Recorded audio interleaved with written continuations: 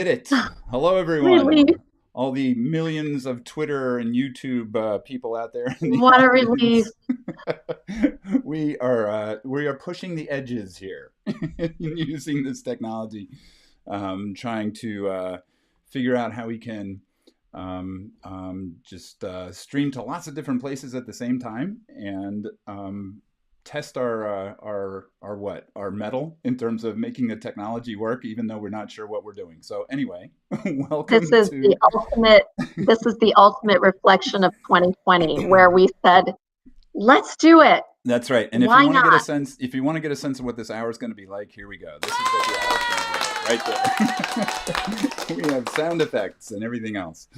So, welcome to Oh my gosh. Exhaustion and Rage. I think that's what we're calling this hour. And it's great for those of you who have decided to join us. We're live on Twitter too, which this is a first for me, I think. I don't think I've ever been live on Twitter in the, what is it, 30 years that I've been on Twitter now? Something like that. I don't think Before it I've was ever tried invented. this. So yeah, so we just want to get together for an hour and actually try this technology and just play a little bit, but also to do a little reflection on 2020. Thank God this year is almost over. But then also do a little pre-flexion on 2021, what that might look like, and we're gonna try to make this somewhat audience participation. We're gonna ask you guys to give us some feedback and choose some stuff for us to talk about. We have some kind of weird way that we're going to do that, but at any rate, just want to say once again, welcome and glad that you guys are here. And if you are watching us on YouTube, oh, I'm gonna have to mute that. Sorry.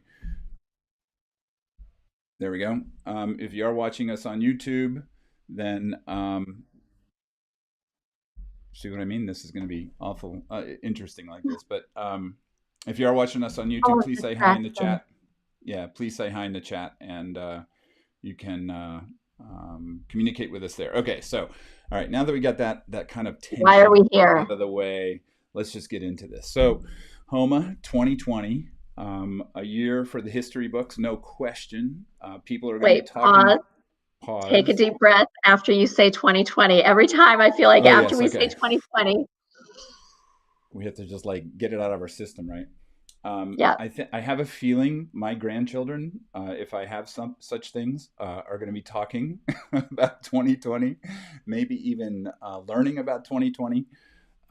This was just quite a ride, wasn't it?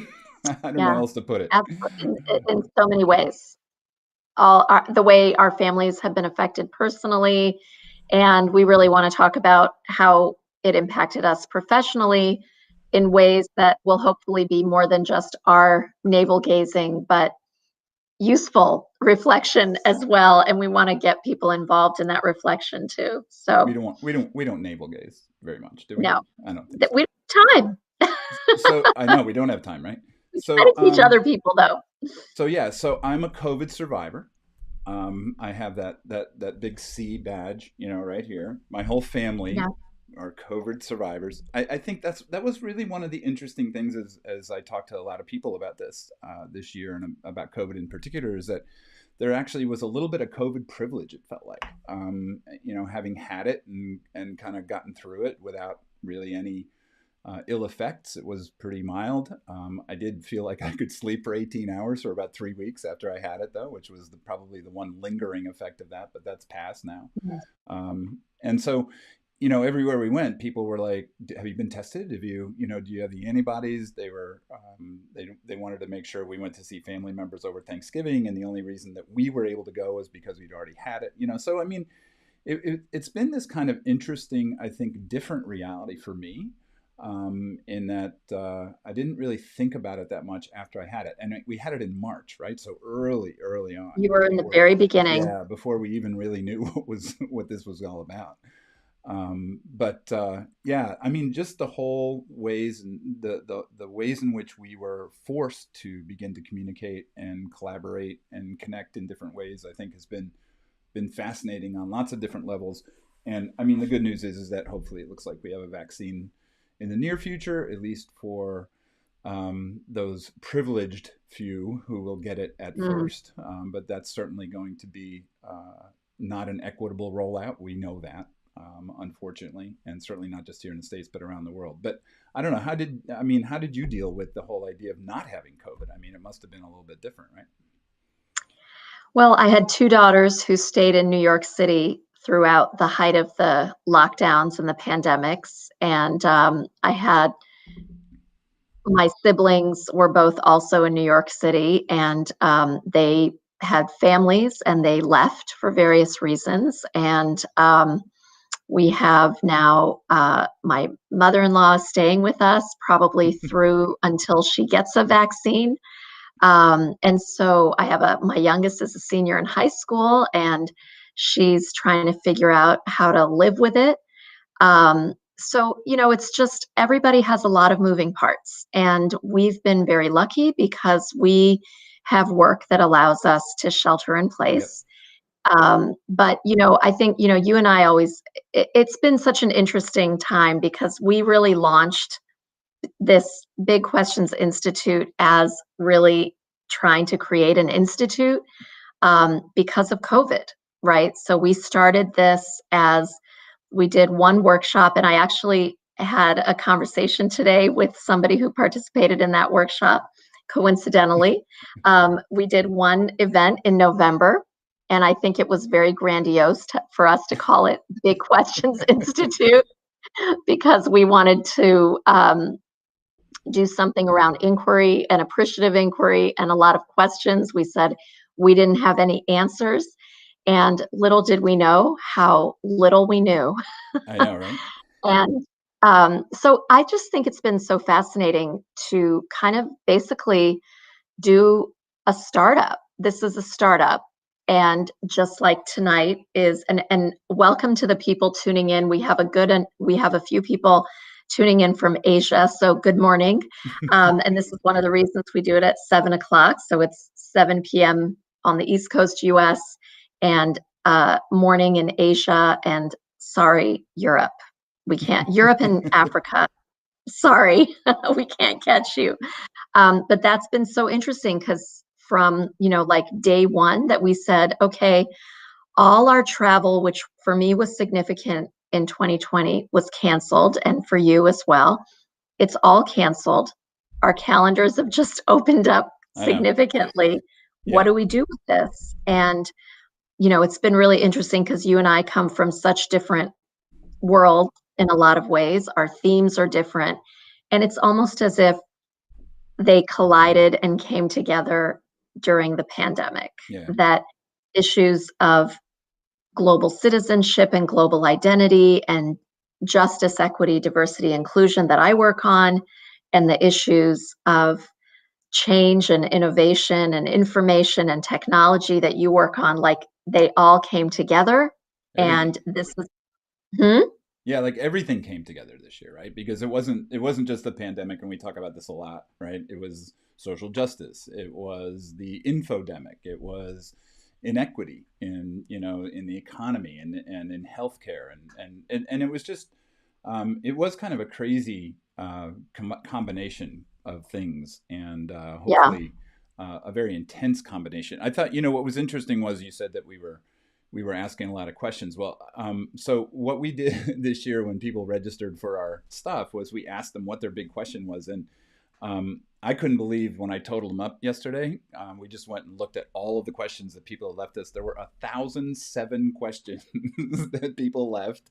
Some of them were pretty similar, but 1,007 questions over basically just 5 months of doing workshops and stuff like that. And so this is the and we've first had over audience. 3,000 we've had over Yeah, 3,000 yeah, participants in our programming yeah. since we started. Our first thing we kicked off was in June, Right. right? Yeah. Right.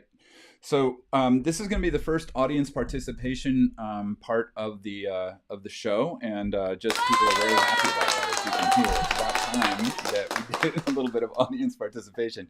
So we're gonna take two of these questions. The first two, pick a number between 1 and 1,007. Throw them in the YouTube chat, and the first two numbers that come up, we're gonna scroll over to those questions and we're going to see what questions those are, and we'll try to put an answer to some of them. So, Homa, I'm going to let you. If you are you watching the chat? I am. Okay, so So there's a little delay. I just pulled up the list of questions so I can kind of show you what this looks like, how many questions we had. And if you didn't believe me, I mean, I can scroll all the way down here really fast. Just going to go woo, all the way down that page. And here we Oh, are wow. down 1,007 questions. So, Okay, so out of 1,007 questions, we already have our first request. all right, I'm nervous. What number is it? Okay, so Anna Harrison. Hi, Anna from Ben Lamond, California. Hi, Anna. My LinkedIn friend, Anna Harrison. Go ahead. What's the number? She says 45. 45. Okay, 45. Let's hear it for number 45. There we go. And Joanne Mallory is saying 8, and Janet Lee says 513. So let's start with 45. Okay, we're going to go with 45. Hold on. I scrolled a little bit too far, but here we are. Okay, here it is, 45. Scared. So we reserve the right to go one up or one down to get a really good question because curious about the subject was not a question, but they left it in the question blank. Let's do 44. Creativity and innovation. How do we make a school model where this is the norm? All right, I like that one. Is that okay? Okay, I mean, can we use that one? All right, I think yes. Yeah, that one worked. Okay, so okay, good sound effect on that. That would be good. So. Creativity and innovation. How do we make a school model where this is the norm? So you want to take a stab at that one, or you want me to? Why don't you take a stab at that? Well, I think there's so many elements, like where to begin. So creativity and innovation, how to make that the norm. I would start with lowering the stakes on making mistakes. So as a school culture, how do you lower the stakes?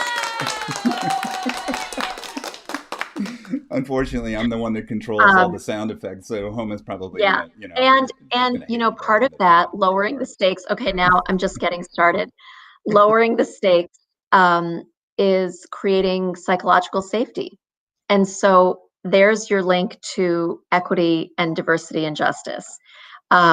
If you create an atmosphere and a culture where there is psychological safety, where people are heard, where they're able to make mistakes, that's where innovation flourishes. So those would be my couple of quick answers. I think that's a really great answer, right? Because it's all about culture at the beginning. You have to create a culture where there is trust and there is safety to fail. I mean, any creative and innovative act, hopefully we can describe this as one of those, is certainly up to fail. and I don't know, we may be failing horribly right now, but at least it looks like the technology is working. But yeah, I would say we're smiling. You got to start with culture. I mean, that is without question the place to go. And I mean, and we'll talk about this in a second too, but I think that the really interesting thing, or one of the silver linings, if you will, about this is that this has forced us to think much more creatively and innovatively in schools. You know, I'm not sure the extent to which that's really changed things, and maybe we can touch on that a little bit later. But it has made us think out of the box. We've had to get out of our boxes, and so maybe that's a step toward that. We'll see. Okay, so what was the? Well, another one is Janet Lee from Safety Harbor, Florida. Yeah. She is asking for number 513. 513. All right. I feel like this is almost like a bingo game, you know? It is. Okay. It's like 513. Oh, look at that. Here we go. This one's right up your alley. How do we craft diversity and inclusion topics for our youngest learners? There we go. For our youngest learners. Well, I wrote, can I show you? Like, I've written some books about it, but I don't remember the answer. No. Make it up. Honestly, I feel like diversity and inclusion, like it starts in the womb. So how young do we want to go? That's a tweet. That's a tweet right there. Just remember that one, all right, for tomorrow. Okay, please. Right? That's why you have more followers than I do. I don't think that is a tweet. All right. Literally, it starts in the womb. So diversity, inclusion, I mean, the most meaningful young, so many things, right?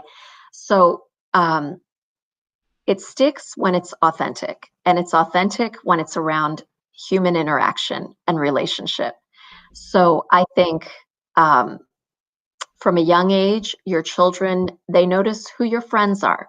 They notice, I love to think about world peace starts at the dinner table. So, what are you eating? Who are your friends that share a meal with you? These days, maybe not many, but your children are watching. And even at a very young age, your children mimic what you're doing. So your example, so that's where the relationships that even as adults that we have, it's not just the play dates that we're setting up for our kids. So there are so many things, people you can have a world map on the wall of your baby nursery and your kindergartners. Obviously the books that you're reading, the music you're listening to, just what you enjoy, what you do as a family, and then eventually, thinking about what your family values are and talking about it. So it isn't enough to just be nice. And everybody wants to be nice, and everyone wants their children to grow up happy.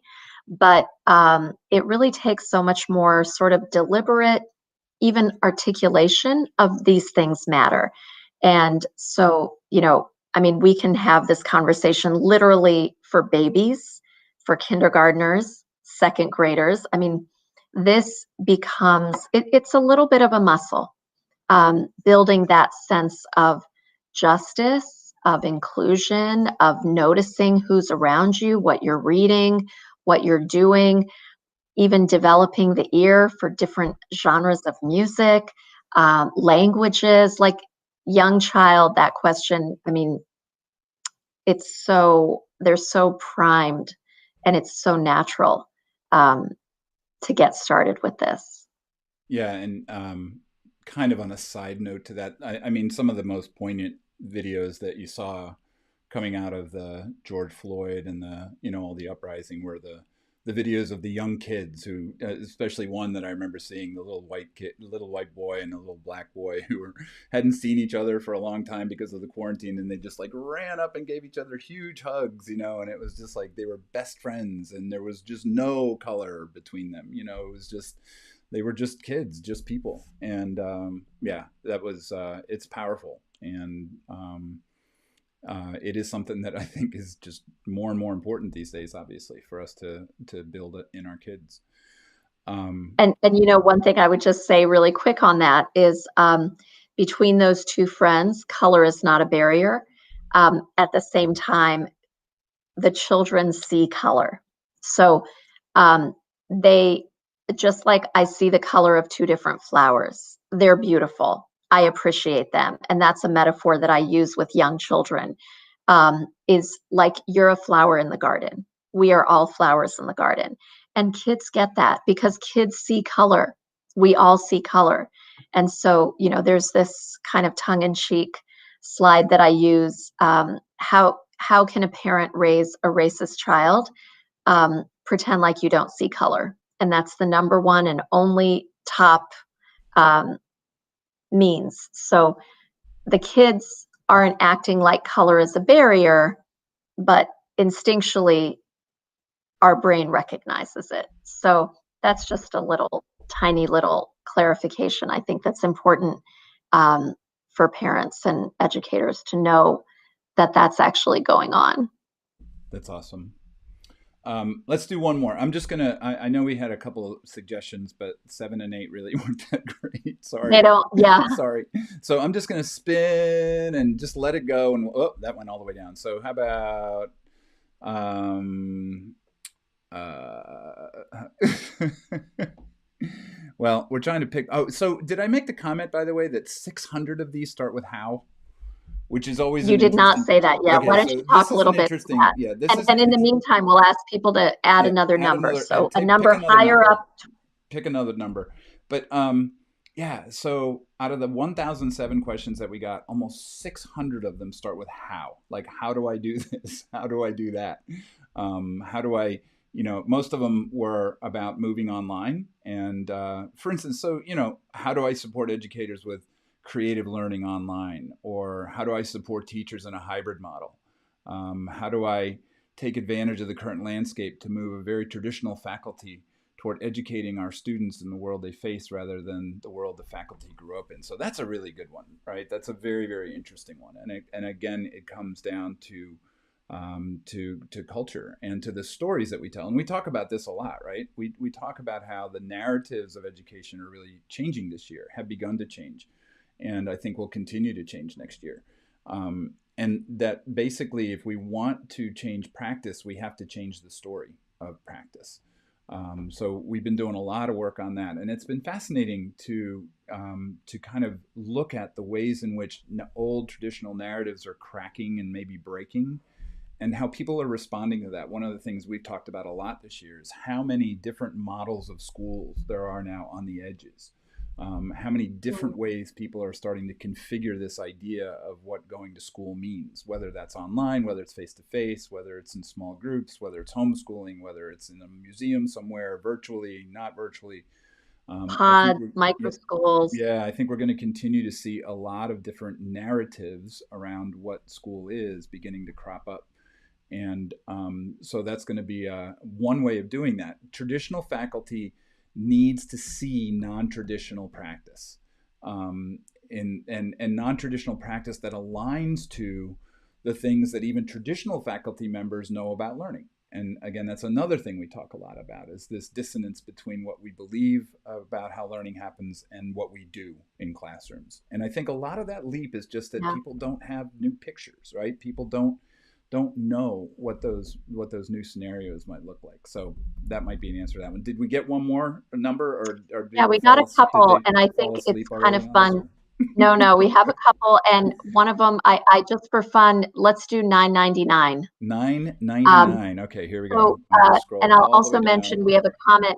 The document we are looking at is just our document, and it's a list of 1,007 questions that we've received at the Big Questions Institute over the last 4 or 5 months since actually.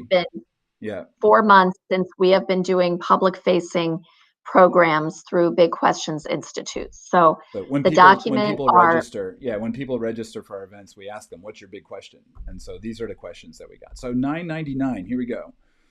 With a school that's not very diverse. Doing a random with a school that's not very diverse, how do we address these issues without feeling like we were focusing on just a handful of students? Do you want to try that one? I mean, I can. I almost want to put you on the hot seat. I mean, okay, so how do we address these issues how do we address issues of diversity and justice without feeling like we're focusing on just a handful of students? So that is so important, because we must realize that the benefits of justice, equity, diversity, inclusion are not limited to the people of color at your school. They truly benefit every student.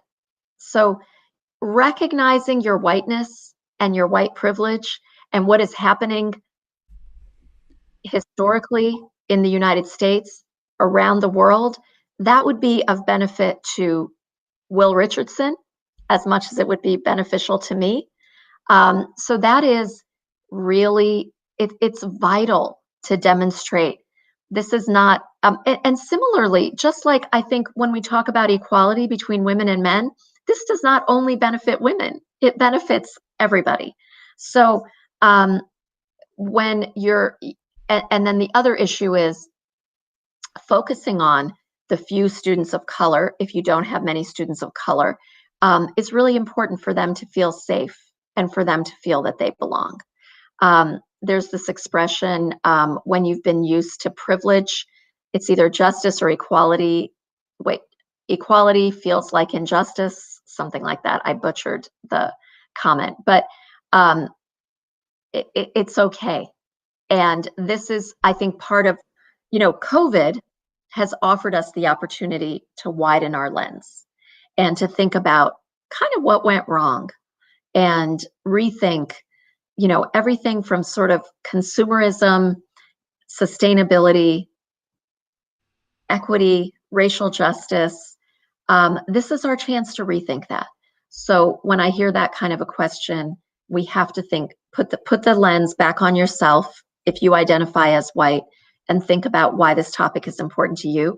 I think it's a patriotic topic. I think that is realizing justice is just good for America. It makes America, or whatever country you're in, stronger.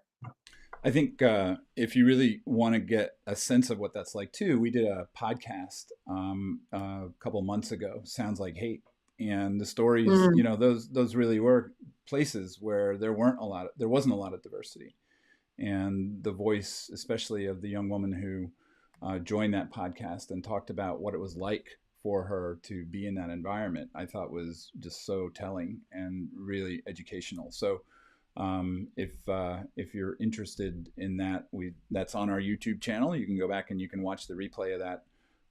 It was a pretty great session with a number of educators and folks from a number of organizations. Southern Poverty Law Southern Center, Poverty Law Teaching Center. Tolerance. Yep, it was Yeah, great. yeah, Um, yeah. so one of the things too that we talked about doing tonight was just what did we learn, and then right after that, let's talk a little bit about 2021, and then we're going to have a tool that we're going to show you that hopefully will help us navigate 2021 a little bit more effectively than maybe we have 2020. But I was thinking the one thing that really stood out to me and that was my biggest learning opportunity was, we do a lot of work with international schools, especially with the organization AAIE, which is the Association for the Advancement of International Education. And it was really my privilege this year to spend 40 weeks in a row. Tomorrow is going to be our last of the year, Mm, week 41 tomorrow morning, with upwards usually of 50, but at the beginning it was over 100 school heads from all over the world that would come together and just kind of talk about, what is happening, what can we do, what are we trying, what's working, what's not working.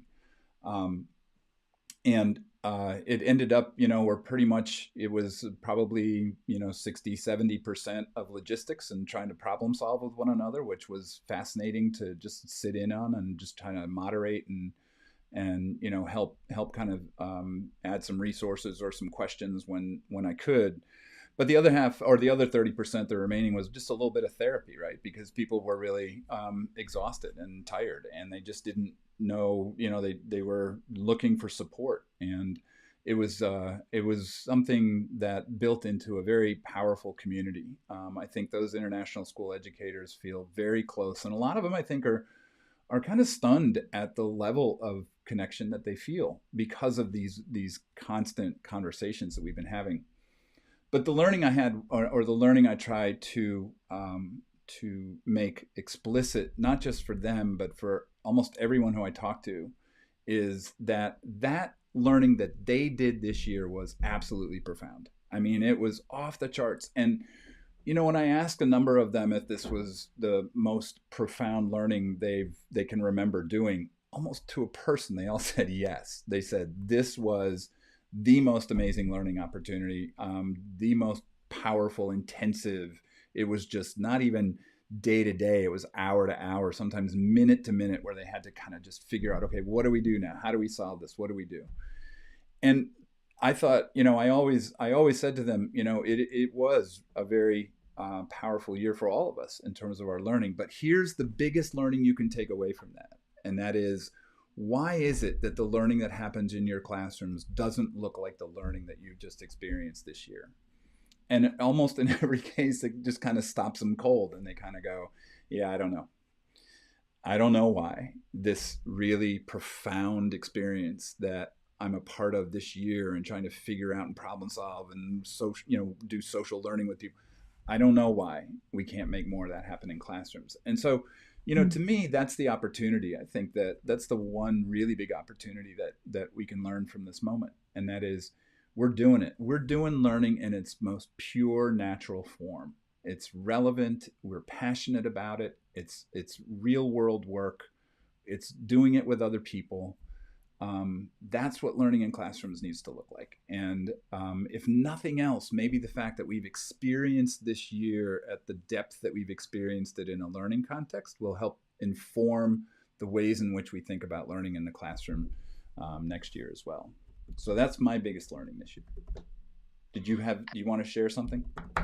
I didn't learn anything, but I'd like to underscore what you learned.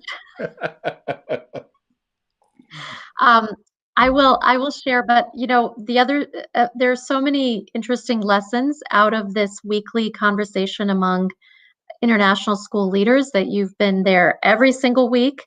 Um, but some of I think it's really interesting how the learning has been profound, as you mentioned, and the sense of community has been very deep. So, you know, sort of doing away with, dispelling the myth that you can't build really profound community through a weekly Zoom meeting, and that you can't solve really difficult problems or tackle really difficult problems in this format. So the collaboration and community has been pretty pretty amazing to behold. So I would just underscore that. And since we had a few random questions that had to do with equity and justice, I would also add some of my deep learning has definitely been in that space. And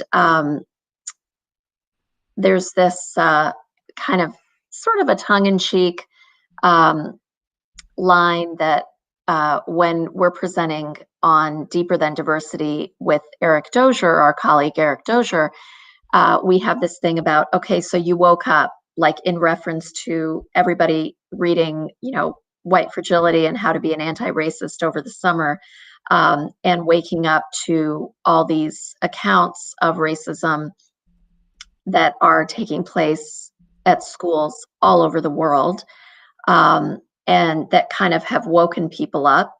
But one, that doesn't mean you're ready.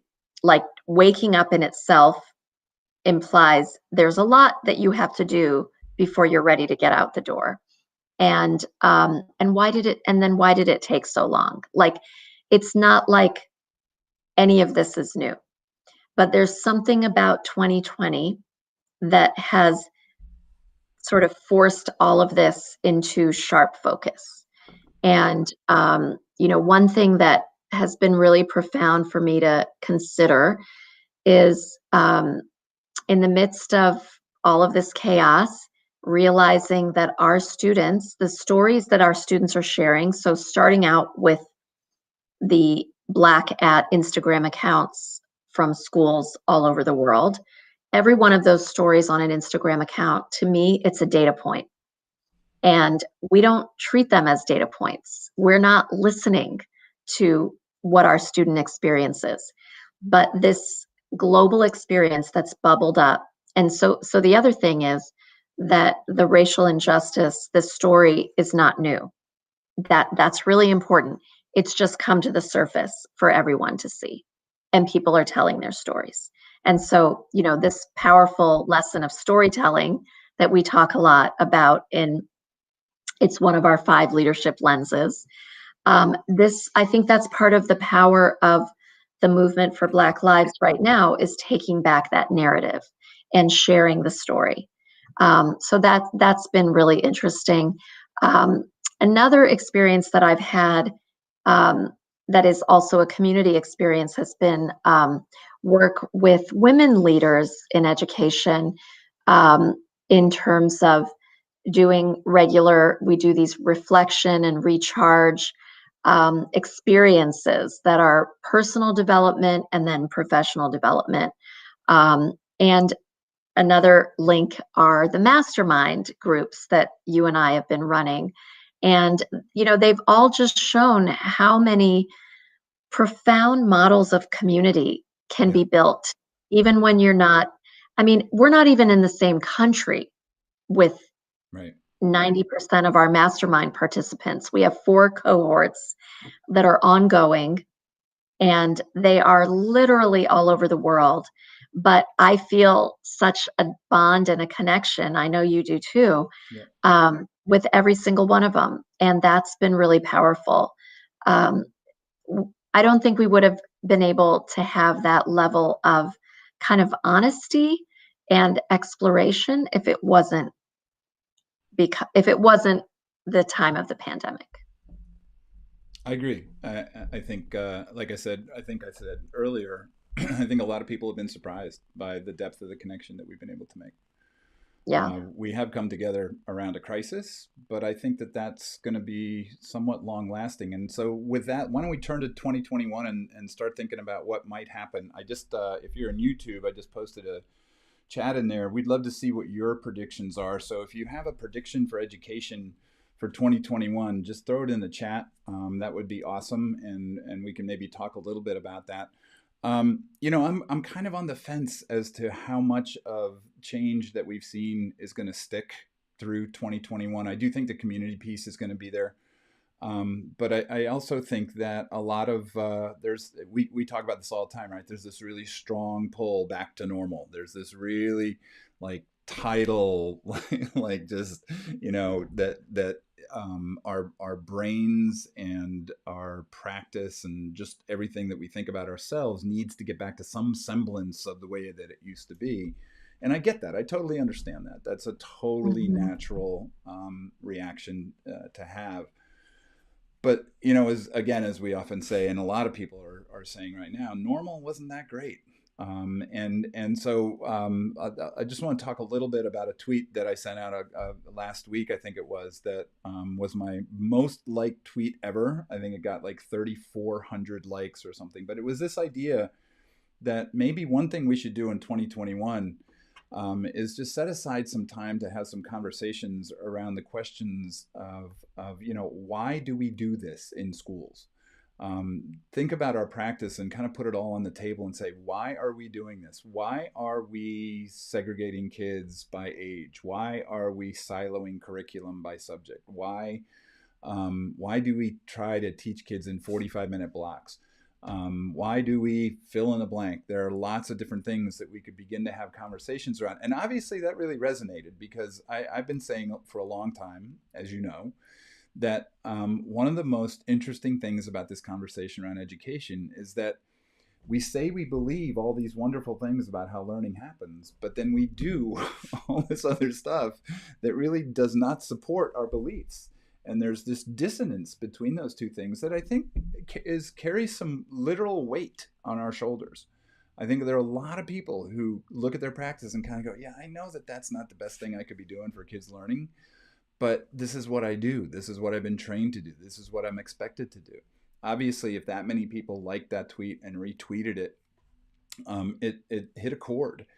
And so that might It be really one thing. resonated. Yeah, that might be one thing that we should do in 2021 at the outset. And just let's have that conversation. Doesn't mean we have to change anything, but Yeah. let's just own those things that maybe we can't really make a great case for continuing to do in a learning context. I think that would be a great starting point. Yeah, we're getting some really good comments, and one of them that just came in says, "People in panic mode lean on the way it has always been." Yeah, no doubt. And it's so true, and it's sort of this scarcity mindset which seems to run the way we do school.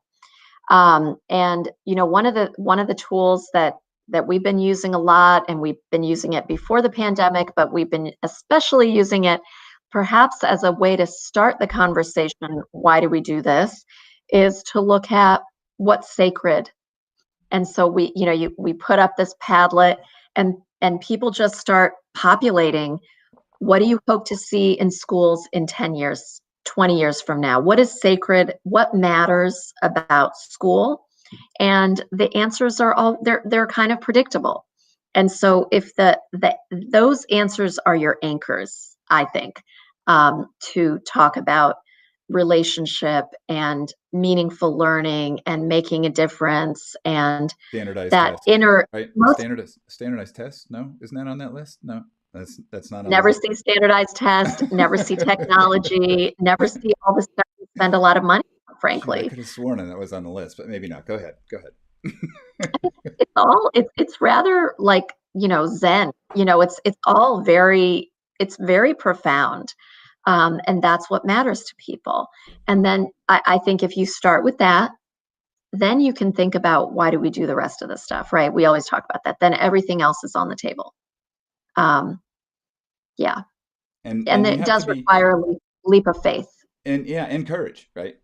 If you really are going to say that everything else is on the table, that means that you have to, or another one of our favorite words of 2020, you have to interrogate your practice in ways that, call it out if it doesn't make Coherence. sense when it comes to learning. Yeah, absolutely. Yeah. Our other Absolutely. favorite word, coherence. Yeah, Are these practices coherent with what you care about, with your right. values about education, with Right. what students need? If they're coherent, it's less of a leap of faith. Yep. And I think that we are If you've done that base work, right? right. And I think you'd agree that we're in a moment of incoherence when it comes to many of our institutions right now, not just schools, but across the Yeah. board. The kind of the ideals and the foundations and those anchors that normally we use as a way to guide us are missing in a lot of ways right now, and I think that's going to be a test of 2021. There's no question about that. I'm wondering, do we want to go to the other tool that we think that people might like in terms of, or might find useful in terms of thinking about 2020? Oh, the audience wants us to go there right now, so I think basically we should just move ahead and do that. So, do you? And I appreciate there's some really great questions coming Oh, in the YouTube, but we want to introduce this tool while we have an audience, that's still and awake. we're really excited about it. And it is, what we find, and brain science finds this, is that when you're doing something creative, when you're doing something that does not, suck the energy out of you, it's generative. It builds your energy. So we have been thinking about the need to think radically. And here is the homepage from our website with the random radical acts generator for education, the convenient acronym RAGE. Will has learned sound effects today, so we get to enjoy that. Well, So it's we fun. said we were gonna have fun tonight. So right, all right. Anyway, go Yeah, ahead. Sorry. yeah, no, it's good. Um, so we have this. We wanted to just make this available. We didn't print them out and cut them out and do the craft project, but it is a little bit of a craft project. So basically, there's this idea that we love about thinking radically.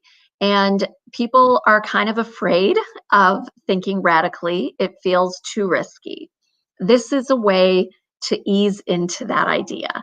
So, thinking radically simply means grasping at the roots, getting to the root, and Angela Davis tells us we have to think this way all the time. We have to do it over and over and over. And so, in a sort of small entry point way, we have these cards.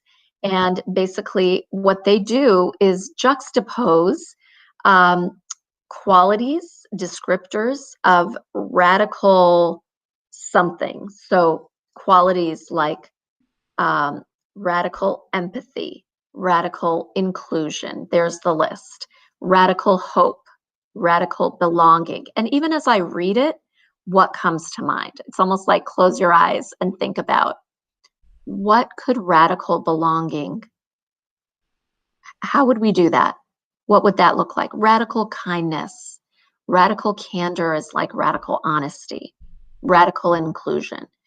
And not just think about it and stop there, but so we have one set of cards that you download for free that has all these qualities: empathy, hope, belonging, kindness, candor, radical in front of each of those. And Will has posted the link on YouTube. Um, and then what is that for? Like radical, if you uh, superimpose radical empathy, connect it to like random acts generator generates budget. So, what would radical empathy or belonging applied to your budget every budget line item, would that help you look at things differently? Or radical candor in your school opening plan, that level of honesty. Are you ready to take on that level of honesty that's required for school opening? Or what if you applied radical wellness to hiring and recruitment or meetings, like to your meetings right now? What would you do differently if you practiced, and this is random radical acts generator. I am randomly putting these words together. Obviously, this is not scripted. I am randomly, superimposing these. So, like radical wellness, we are all concerned with wellness. What is radical wellness applied to school opening, applied to meetings is interesting because people are really tired. Um, what would you do? I mean, one thing that we did with the group, with the women, is we made our meetings 45 minutes instead of an hour long. So we shook it up in sort of a nod to radical wellness. Give people 15 minutes credit back. Um, Lots of little things that can be done. And the comment is this will shake up staff meetings. So use this exactly. I really picture this as a fantastic kind of creativity generator, helping people's minds get unstuck in a staff meeting. Like, how could you give everybody a card, match it up with someone else, and go have, dyad conversations, see what happens. And even in small groups too, because when we've used this in our, in some breakout sessions in Zoom or some of the workshops that we run, it generates some very interesting conversation. And as Janet notes, there's some blank cards in there too, so you can come up with your own radical acts and your own things that you want to generate those acts onto or whatever. But yeah, so you can just go get those at bigquestions.institute/RRAGE. I think we're somewhere near 850,000 downloads of that right now, Homa. I think the servers may be down right now because there's such a there's just so many people who are going to get Big those right demand. now. Yeah, there we go. 1 million. That's 1 million right there. That's the sound of our millionth download of the Rage cards. But Oh my gosh. in all seriousness, yeah, and let us know if you use them. Let us know how they work for you. We've gotten some great feedback on them, and it's just kind of a low-key entry into some different conversations that you can have about your practice and your work in schools just in general. So hopefully that will be a useful tool for you. So, with that, I think we probably want to start wrapping this up a little bit. Just a quick reminder to, again, those thousands of you that are watching on Twitter right now. I'm sure you're all, just wrapped with attention. We just want to thank you guys. Thank you for coming to spend a little time with us, getting a little bit silly, maybe, but also trying to be a little bit serious.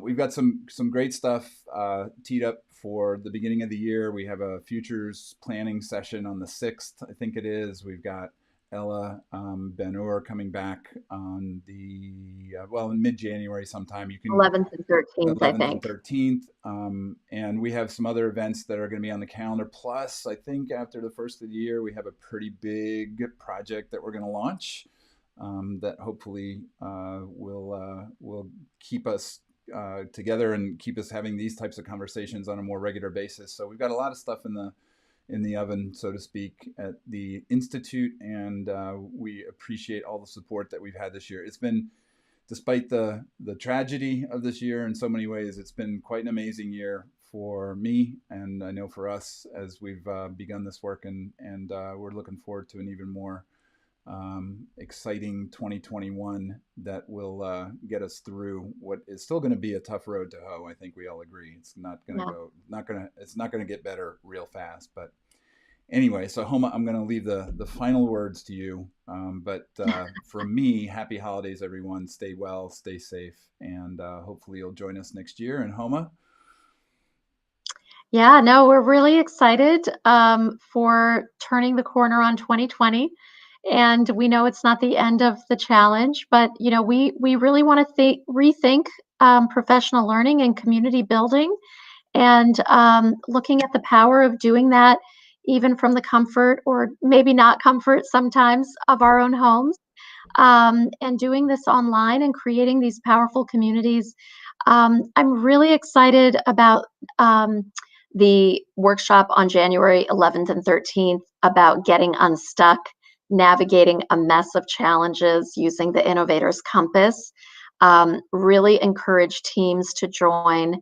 And one more thing that you and we didn't mention is how exciting it's been to do futures thinking work. Yeah. So scenario planning and collaborating with people and learning from people that are pioneers in thinking about the future and planning for the future, and then sharing that in our own communities. So we are going to be doing that. You mentioned our first program, first week of January, and continuing to learn in communities. So we love the feedback. We love people staying in touch with us, and we just really are so grateful.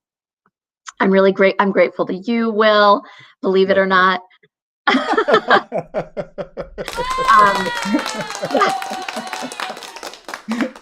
Really grateful. Really grateful. And to the incredible educators that we get to work with, and all of you, millions of you that joined us tonight. Really, it means a lot. Like every comment, we read them. It really matters. So thank you, and keep pushing us, keep challenging us. And Anna, this is for you. You ready? Hold on. Don't go anywhere, Anna. I hope you're still there, Anna. Wait. Oh, there. Wait. Don't. We're not done yet. Okay. Wait. Almost done. Hold on. And last but not least. Oh my God. All the sound effects. Happy holidays, Thanks, everyone. everybody. Good night. Happy holidays. Cheers.